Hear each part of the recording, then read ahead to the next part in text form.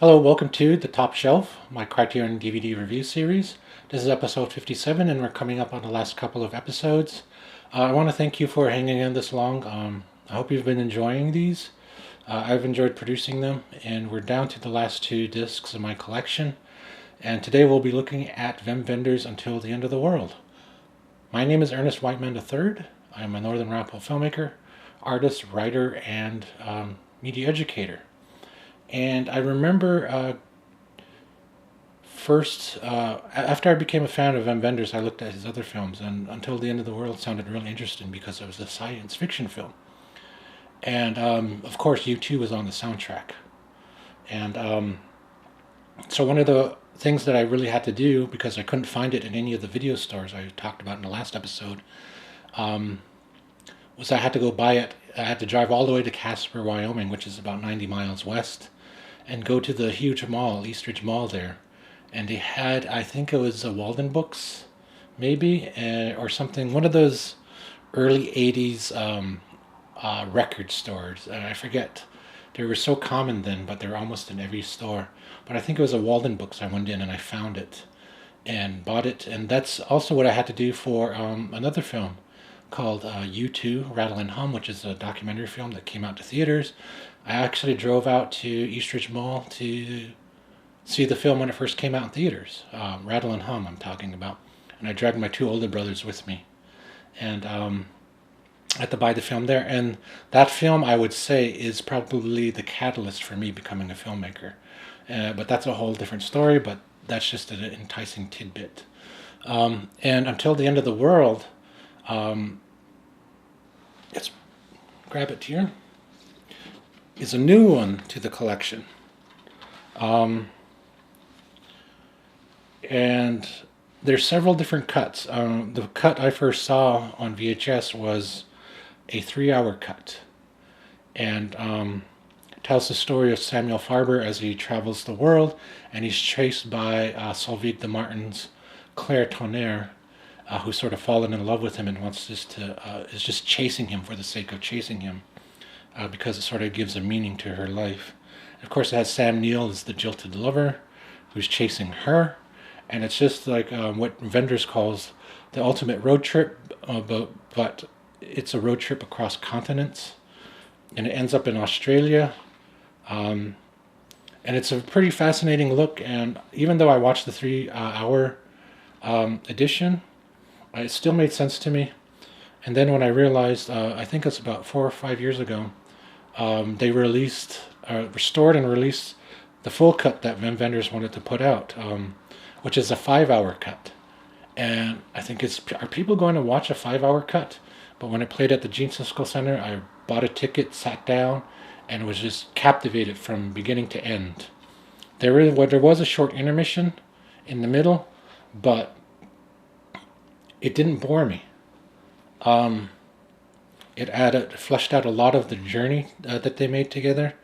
Has an expanded role for Chishu Ryu playing a Mr. Hirayama in the film.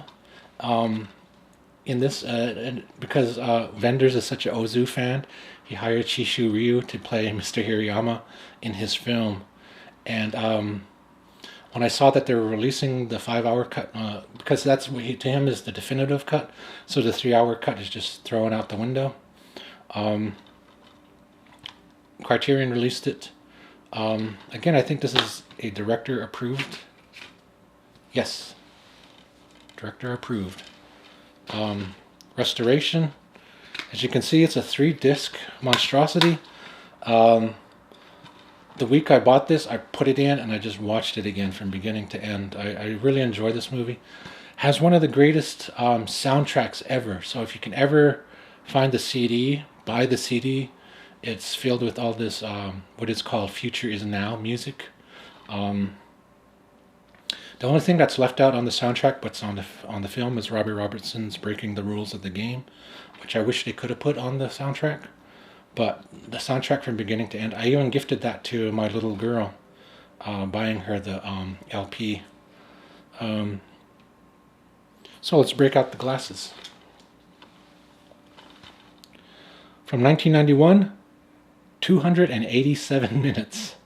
3-disc special edition, director approved, 4K digital restoration, commissioned by the Wim Wenders Foundation and supervised by Wenders himself. A new introduction by Wenders, new interview with Wenders about the film's soundtrack, new conversation between Wenders and musician David Byrne, which is a thing to see. Japanese behind-the-scenes program detailing the creation of the film's high-definition sequences. This film is well known. Everybody likes to say Back to the Future 2 is predictive of future technology, even though none of that technology came out. They're more about societal things that happened. This one was a more precursor to the future technology, including camera phones and GPS in your car. It's just incredible the things he got right in technology, more so than Back to the Future 2 did.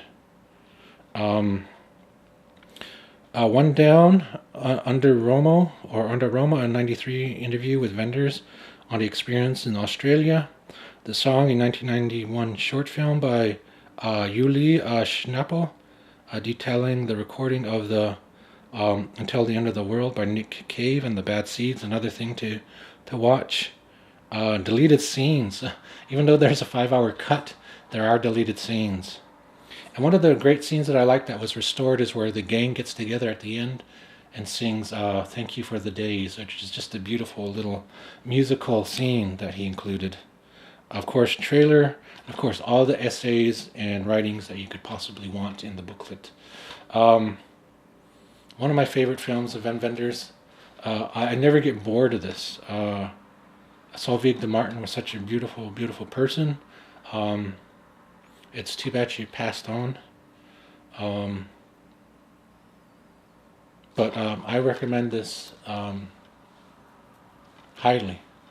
Until the End of the World. Spine number 1007. Next time we will be looking at my last disc in my collection so far, Alfonso Cuarón's Roma. So join me for that, and thank you for watching, and I'll catch you next time.